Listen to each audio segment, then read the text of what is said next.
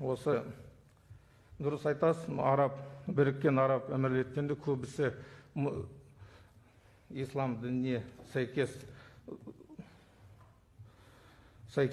біз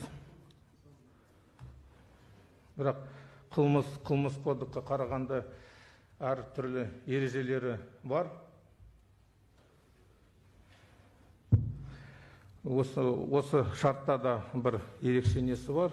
Мысалы,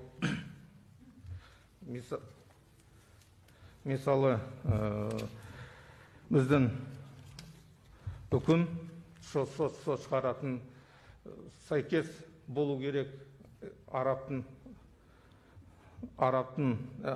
әмірліктеріне үкіміне сәйкес болуға тиіс. Сәйкес болғанда толық сәйкес болуға тиіс. Мысалы, қазір Араб Эмиратта біздің 5 азамат өзінің жазасын өтіп жатыр. Олар сотталған 15 жылға. Мысалы, олар арыз жаса, бізге елге қайтарамыз деп, келеміз деп, біз сол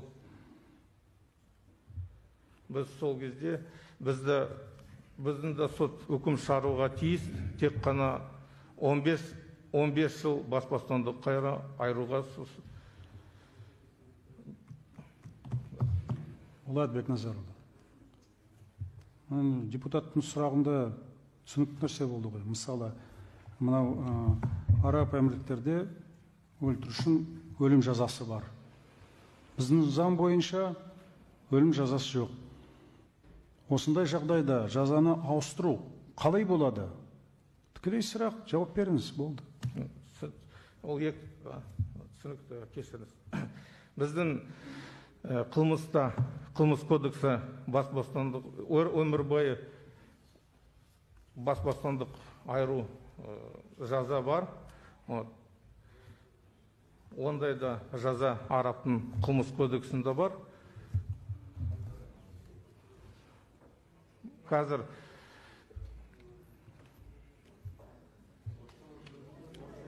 Оша жауап бер, жарайды.